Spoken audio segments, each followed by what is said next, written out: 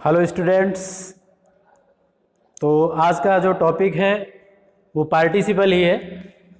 चूँकि कल participle part 1 बताया गया, पार्टिसिपल पर स्टूडेंट हमारी चर्चा जब हुई तो हमने पार्टिसिपल के प्रकार कल बताए थे।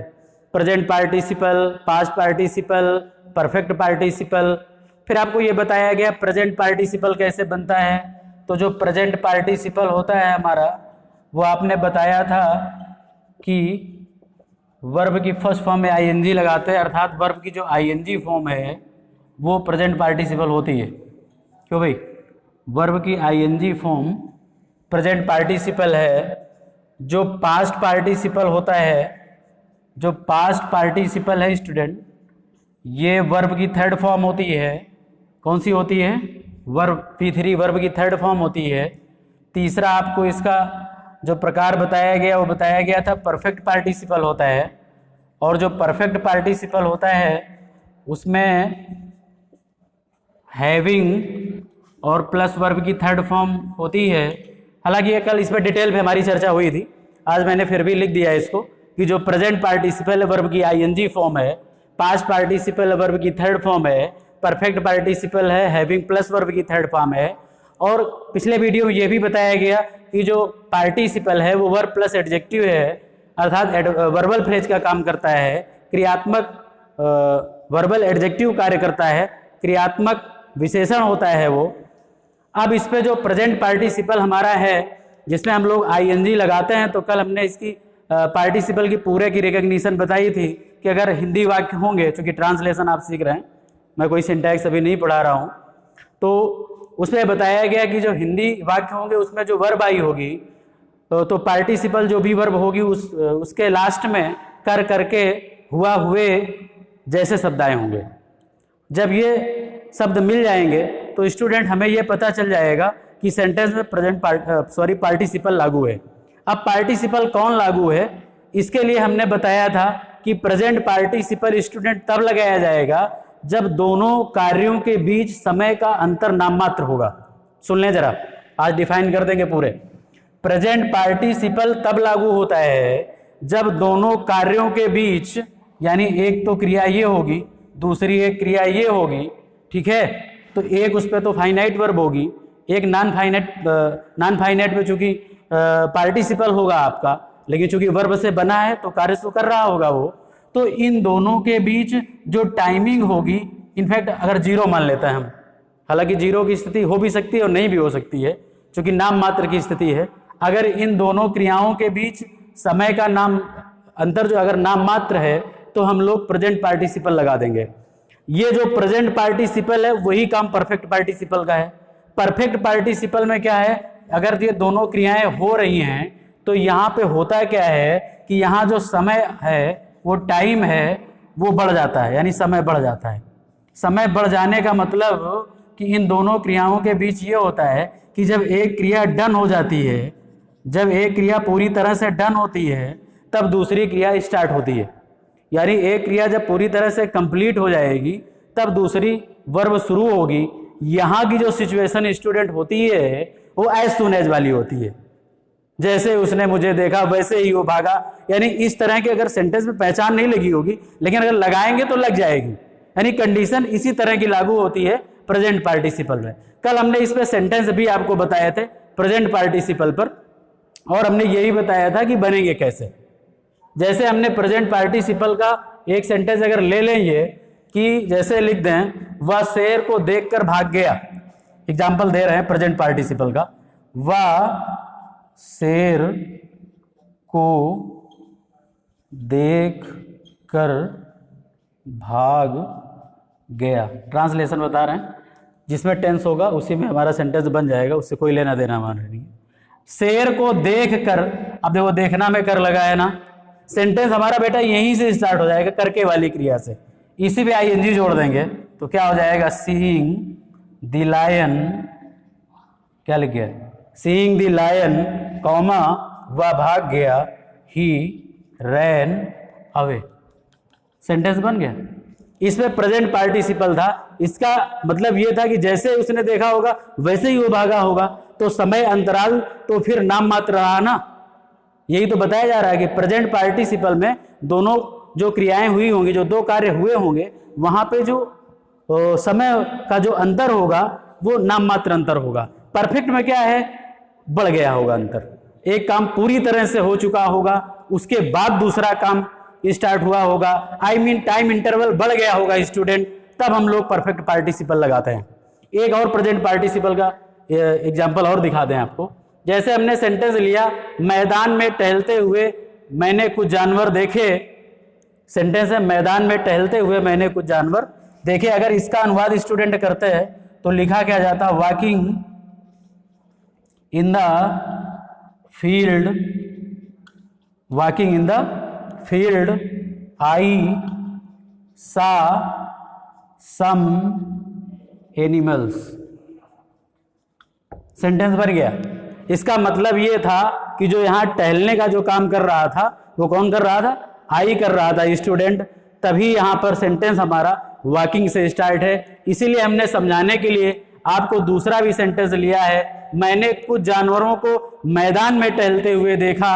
अगर इस सेंटेंस को आप बनाएंगे तो देखो कैसे बनेगा। इसको हटा देते हैं। कॉपी बनाए होंगे आप, उस पर लिखते जाएंगे, आप लोग समझने की कोशिश करेंगे, वीडियो को पूरा देखा करें। सेंटेंस इसके लिए हमने दूसरा लिया है। जैसे सेंटेंस है, मैंने कुछ जानवरों को, 5 नंबर सेंटेंस है, मैंने कुछ जानवरों को मैदान में टहलते हुए देखा। अब अगर इस सेंटेंस में आपसे कह दें जिसमें लिखा है मैंने कुछ जानवरों को मैदान में टहलते हुए देखा, तो बताओ आई टहल रहा था कि जानवर टहल रहे थे? आप ये कह रहे हैं सर आई नहीं टहल रहा था, इसमें जो टहलने काम कर रहा है वो जानवर कर रहा है। तो जानवर सेंटेंस में ऑब्जेक्ट है कि नहीं है? आप कह रहे हैं ऑब्जेक्ट है, तो इसका मतलब है जो आईएनजी वाली क्रिया वॉकिंग आएगी वो जानवर के बाद जाएगी कि नहीं जाएगी? आप कहते हैं जाएगी। यानी वॉकिंग से आप सेंटेंस आप कह रहे हैं स्टार्ट नहीं हो सकता है, और बिल्कुल नहीं हो सकता है। इसलिए नहीं हो सकता है कि अगर अब वॉकिंग से कराएंगे तो टहलने वाली स्थिति आई से बिलोंग कर जाएगी, जबकि टहलने का जो काम हो रहा है वो अब कौन कर रहा है? वो जानवर कर रहा है स्टूडेंट। जब ट्रांसलेशन हम लोग करेंगे तो क्या लिखेंगे? I saw some animals walking in the field. बात समझ में आ गई? इसमें वॉकिंग पहले आया, इसमें वॉकिंग बाद में गया। इसलिए वॉकिंग बाद में गया कि अब जो वॉकिंग आया है वो किसको क्वालिफाई कर रहा है? एनिमल्स को।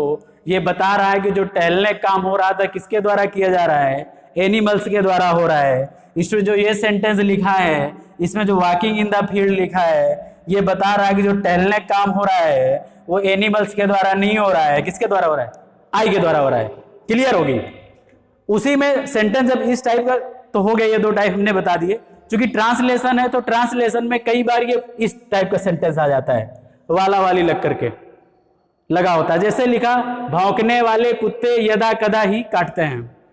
अब आपसे पूछा जाए कि भौंकने वाले कुत्ते की अंग्रेजी लिखो, तो आप कहते हैं सर बार्क माने भौंकना होता है, तो भौंकने वाले की अंग्रेजी फिर क्या लिखी जाएगी? बार्किंग। ये बार्किंग स्टूडेंट अब एडजेक्टिव हो गया कि नहीं हो गया? यानी अगर बार्किंग डॉग्स आप लिखते हैं तो बताओ डॉग्स नाउन है कि नहीं नाउन है? तो नाउन के पहले फिर एडजेक्टिव होता है कि नहीं होता है? आप कहते हैं होता है। अभी उसी स्ट्रक्चर पे तो रखा है। ये जो बार्किंग है ये डॉग्स को क्वालिफाई कर रहा है कि नहीं कर रहा है? कर रहा है। इसीलिए लिखा गया बार्किंग डॉग्स। यदा कदा के अंग्रेजी क्या लिखेंगे? सेल्डम। और सेल्डम के बाद क्या लिख देंगे? बाइट। सेंटेंस क्या लिख गया? Barking dogs seldom bite. भौंकने वाले कुत्ते यदा कदा ही काटते हैं। एक सेंटेंस इस तरह मैंने दूसरा लिया। कई बार इस तरह का सेंटेंस आपको ट्रांसलेशन में मिल जाता है। मैंने एक जलती हुई बस देखी। आप देखें जरा इस पे, जलती हुई बस। ये जो जलती हुई बस है, इसका अगर दोबारा फिर से आप सेंटेंस स्टूडेंट पढ़ेंगे तो इसका मतलब है कि मैंने जब बस को देखा था उस दौरान बस जल रही थी। मैंने एक जलती हुई बस देखी। स्टूडेंट यहां पर भी प्रेजेंट पार्टिसिपल लगाना पड़ेगा, क्योंकि प्रेजेंट पार्टिसिपल में कार्य जारी रहता है। ठीक है ना? क्योंकि पास्ट पार्टिसिपल जो आया है, पास्ट पार्टिसिपल जब इसी हुआ हुए की हिंदी देता है तो स्टूडेंट वहां पे काम डन हो जाता है, लेकिन जो प्रेजेंट पार्टिसिपल अगर इसी सेंस पे आया होता है तो यहाँ पे कार्य प्रोग्रेस पे होता है, कार्य स्टूडेंट चल रहा होता है। अगर आपसे कहते हैं आप इसका अनुवाद कर दीजिए अंग्रेजी पे, इसका ट्रांसलेशन कर दीजिए, तो आप ये लिखेंगे आई सा, क्या लिख देंगे, आई सा फिर आपको बर्निंग लिखना पड़ेगा स्टूडेंट। अब ये बर्निंग एडजेक्टिव काम कर रहा है कि नहीं कर रहा है? क्योंकि ये जो बस आया है स्टूडेंट, ये बस हमारा नाउन है, तो नाउन के पहले एडजेक्टिव प्लेस करते हैं कि नहीं करते हम लोग? आप कहते हैं करते हैं। सेंटेंस अब भी स्ट्रक्चर पर राइट है, ग्रामर रूल पे पूरी तरह से राइट है। सेंटेंस क्या बन गया? आई सा अ बर्निंग बस, मैंने एक जलती हुई बस देखी। तो स्टूडेंट हमने आपको ट्रांसलेशन अगर प्रेजेंट पार्टिसिपल के सेंटेंस मिलते हैं तो फिर इतने टाइप में मिल जाएंगे, आपका ट्रांसलेशन हो जाएगा। ठीक है, सिंटैक्स जब पढ़ाया जाएगा तो हो सकता है और विस्तार बताया जाए, फिर आपका जो ट्रांसलेशन है, जो एक्सरसाइज है वो कंप्लीट हो जाएगी। इसके बाद स्टूडेंट पास्ट पार्टिसिपल पे हम आते हैं। तो पास्ट पार्टिसिपल रूल ये कहता है कि पास्ट पार्टिसिपल में जो क्रिया है वो डन हो जाती है, अर्थात पहचान वहां पर हुआ हुए होती है। मोस्टली सेंटेंस पे यही होता है। ठीक है, अभी केवल पहले ही प्रकार का हम बताएंगे। जो हुआ हुए वहां पर भी लगा होता है, लेकिन वो हुआ हुए वाली क्रिया पूर्ण हो चुकी होती है। जिसपे हुआ हुए लगा होता है स्टूडेंट, वो हुआ हुए वाली वर्ब क्या हो चुकी होती है? पूर्ण हो चुकी होती है। फॉर एग्जाम्पल जैसे अभी ये बताया, मैंने एक जलती हुई बस देखी। अगर इसी सेंटेंस को मैंने दोबारा लिया है, जैसे यहां पर मैंने लिखा है कि मैंने, ऐसे लिख दें, उसी को लिख दें, मैंने एक जली हुई बस देखी। अब स्टूडेंट सोचना जरूरी है आपके लिए, क्योंकि जब तक सोचेंगे नहीं तब तक आएगी नहीं अंग्रेजी, एक दिन में नहीं आ सकती है। सोचना जरूरी है। यहां पे अगर इसे कंपेयर करा दें इस सेंटेंस से, तो यहां पे स्टूडेंट लिखा है मैंने एक जलती हुई बस देखी, तो यहां पे कार्य प्रोग्रेस में था जब मैंने बस को देखा था। ये जो मैंने एग्जाम्पल पर सेंटेंस लिया है, मैंने एक जली हुई बस देखी। अब आप अगर देख लेते हैं जली हुई, तो ये काम डन है ना, ये काम कंप्लीट हो गया है ना, बस जल चुकी है ना, कार्य पूर्ण हो चुका है ना। तो अब आप बर्निंग नहीं लिख सकते, अब आपको वर्ब की थर्ड फॉर्म लिखनी पड़ेगी, क्योंकि वर्ब की थर्ड फॉर्म पास्ट पार्टिसिपल होती है, विशेषण का कार्य करती है। अब जब ट्रांसलेशन करेंगे हम लोग तो लिखेंगे आई सा ए, और इसकी थर्ड फॉर्म बर्ट होती है, बर्ट बस। क्या हो गया सेंटेंस? आई सा अ बर्ट बस, यहां पे जब बना था आई सा ए बर्निंग बस। दूसरा, मेरे पास एक टूटा हुआ गिलास है, मेरे सेंटेंस सुन लेंगे, मेरे पास एक टूटा हुआ गिलास है, जो जिसमें टूटा हुआ लगा है स्टूडेंट, वो वाली वर्ब डन हो चुकी है। जैसे लिख दें I have a broken glass. अब जो ब्रोकन ग्लास है ना, इसका स्टूडेंट अर्थ क्या है? टूटा हुआ। टूटा हुआ का मतलब गिलास टूट चुका है। तो ये जो ब्रोकन है स्टूडेंट, ये जो बर्ड आया है, ये क्या है? ये पास्ट पार्टिसिपल है। ये भी क्या है? पास्ट पार्टिसिपल है। बात समझ में आ रही? एक सेंटेंस हमने और लिया आपके लिए, उसने फलों से लदे हुए कुछ पेड़ देखे। ये जो लदे हुए आया है ना, ये भी स्टूडेंट पास्ट पार्टिसिपल में आया है। ये जो लदे हुए, फलों से लदे हुए कुछ पेड़, अगर इसका आप ट्रांसलेशन करेंगे तो आप इसमें लिखेंगे आई सा सम ट्रीज, कुछ पेड़ देखे फलों से लदे हुए। तो लदे का मतलब लेडन, फलों से तो विद फ्रूट्स। सेंटेंस क्या बन गया? I saw some trees laden with fruits. इसका अर्थ है मैंने फलों से लदे हुए कुछ पेड़ देखे। यहाँ पे हमने उसने लिखा था, यहाँ पे मैंने कर देते हैं। अगर यहाँ पे उसने लिखा तो वहाँ पे ही हो जाएगा स्टूडेंट, इतना तो आपको समझ है। तो अब आप जान गए पास्ट पार्टिसिपल। पास्ट पार्टिसिपल पर भी हुआ हुए आता है, बट वो हुआ हुए वाली क्रिया क्या हो जाती है स्टूडेंट, डन हो जाती है। और जब वो हुआ हुए वाली क्रिया डन हो जाती है तो हम लोग पास्ट पार्टिसिपल लगा देते हैं। अब चर्चा करा देते हैं परफेक्ट पार्टिसिपल, चूंकि आज ही कंप्लीट कर देंगे हम, थर्ड वीडियो नहीं बनाएंगे, 2 वीडियो से आप काम चला लीजिए। परफेक्ट पार्टिसिपल जो है वो perfect participle having plus verb की थर्ड फॉर्म होता है। क्या होता है, हैविंग प्लस वर्ब की थर्ड फॉर्म होता है परफेक्ट पार्टिसिपल। अब देख लेंगे परफेक्ट पार्टिसिपल कैसे सेंटेंस आएंगे। तो स्टूडेंट अभी हमने बताया था कि परफेक्ट पार्टिसिपल पहचानने का तरीका यह है कि वहां पे जब 2 कार्य हुए होंगे ना तो उसमें दोनों कार्यों के बीच समय का अंतर बढ़ गया होगा, यानी एक काम हुआ होगा फिर थोड़ा टाइम गुजरा होगा, इसके बाद कहीं जा करके दूसरा वाला कार्य स्टार्ट हुआ होगा। ये इतना सेंस लगाना पड़ेगा आपको। जैसे लिख दें खाना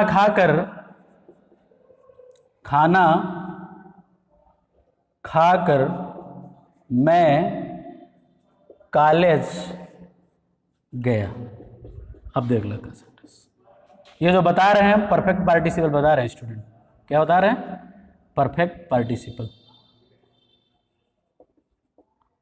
परफेक्ट पार्टिसिपल, परफेक्ट पार्टिसिपल कैसे बनता है आप ये जानते हैं, हैविंग प्लस V3। अब देख लेते हैं, खाना खाकर मैं कॉलेज गया, तो इसका सेंस ये होगा खाना मैंने खाया होगा पहले, ठीक है, और जब खाना खाने का काम कंप्लीट हो गया होगा तब मैं कॉलेज गया हूँ। यानी इन दोनों कामों के बीच समय का अंतर बढ़ गया है, तो ये बता रहा है कि प्रेजेंट पार्टिसिपल नहीं लगेगा। इसकी जो स्थिति है वो ये है कि खाना खाने के बाद मैं कॉलेज गया, ठीक है ना। और जब इसका आप अनुवाद करेंगे स्टूडेंट तो फिर लिखना आपको क्या पड़ेगा, हैविंग, क्योंकि सेंटेंस यहीं से स्टार्ट होगा आपका। फिर क्या लिखेंगे, टेकन फूड, ठीक, having taken food comma I went to college. Sentence बन गया, खाना खाकर मैं कॉलेज गया। एक और सेंटेंस दिखा देते हैं, पत्र लिखकर, बड़े छोटे छोटे सेंटेंस लिख रहे हैं, आपको समझ में आ जाएंगे। पत्र लिखकर वह सो गई। अच्छा इसको देख लेते हैं।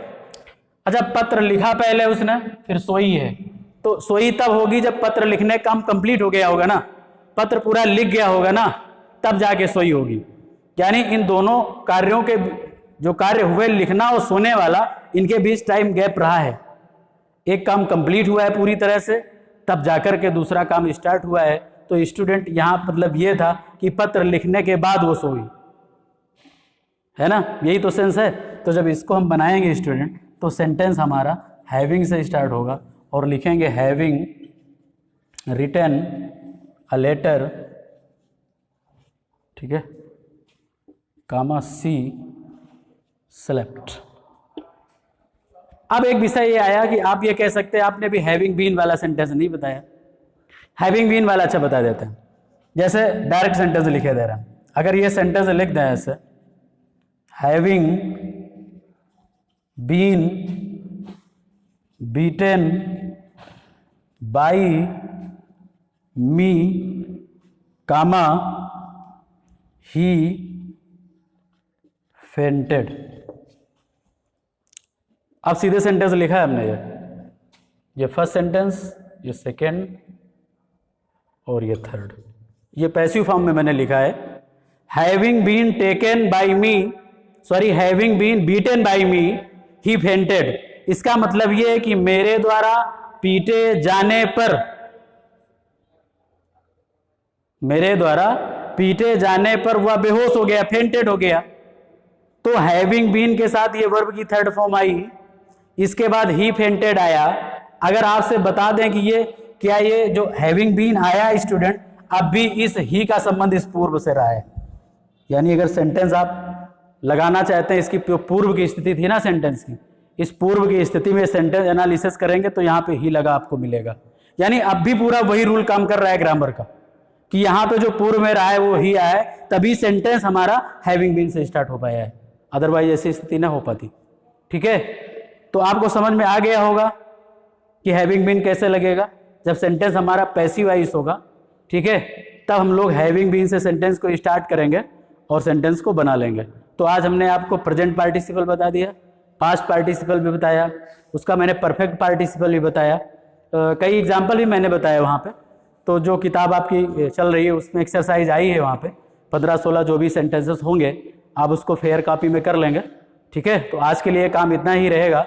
वीडियो अगर पसंद मेरा आया हो, समझ में आ रहा हो तो लाइक करें, शेयर करें, सब्सक्राइब करें। Thank you.